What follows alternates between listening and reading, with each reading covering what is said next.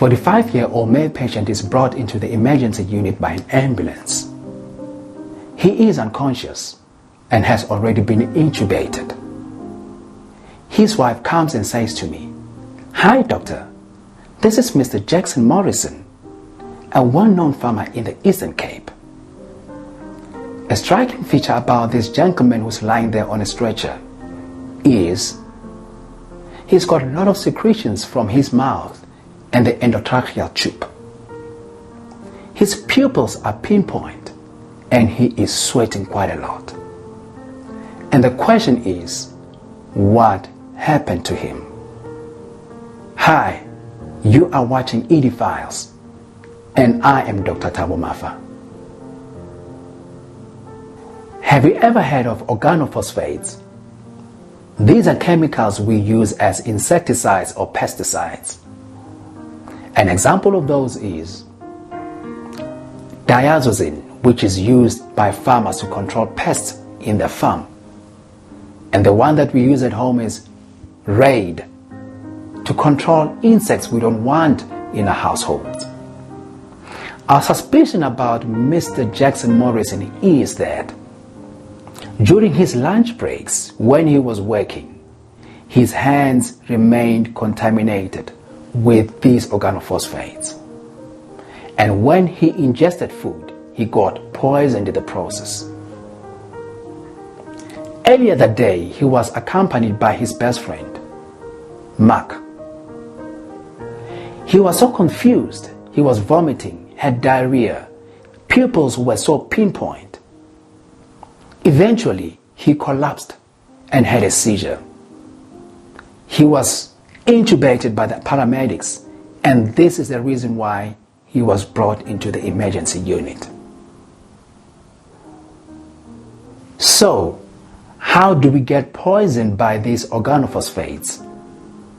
These chemicals can easily be absorbed through the skin or through the bronchial mucosa and even from the gastrointestinal tract.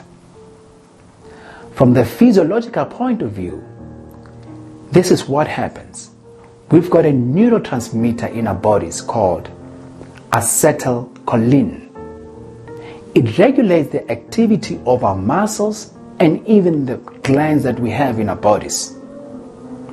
It's released from the presynaptic neurons, going to the postsynaptic neurons to control or to activate the action of the parasympathetic nervous system.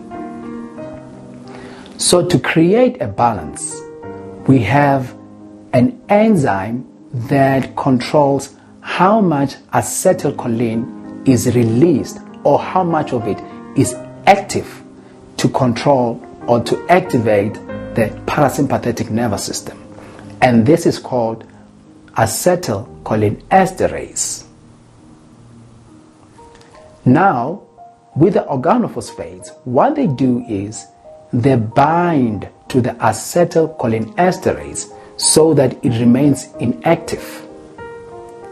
This, in a way, would eventually lead to acetylcholine not broken down and overstimulating the parasympathetic nervous system.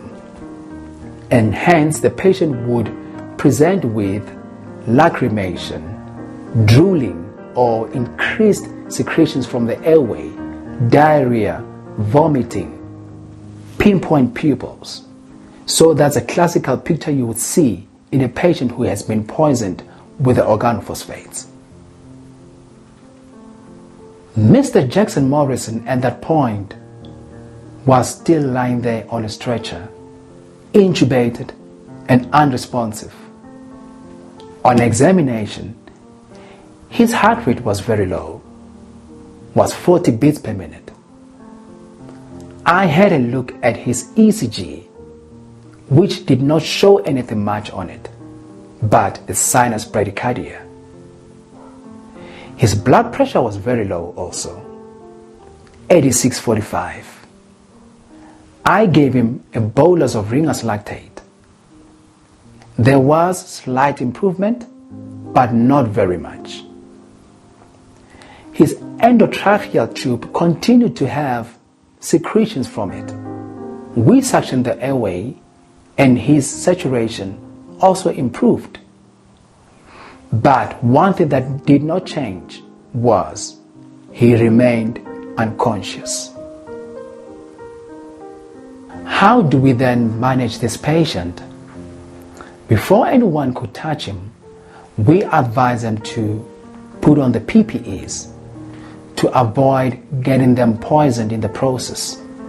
Secondly, the clothes that the patient came with, we took them off and replaced them with new clothing.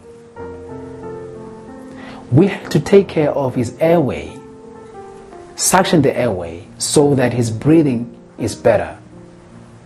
He was already on a ventilator to help him breathe at ease. And thirdly, his heart rate, which was concerning, we gave him atropine to improve it. We gave him 2 milligrams every 5 minutes. And each time you give a subsequent dose, you double it. His heart rate showed improvement. Secretion started to clear. Pupils started to dilate. But one thing remained the same: the level of consciousness, which was not improving. We gave him praloxidine within 24 hours, and that is 30 milligrams per kg over 30 minutes. Praloxidine, what it does is it detaches the inhibitor from acetylcholinesterase so that it can regulate how much acetylcholine is released and is active.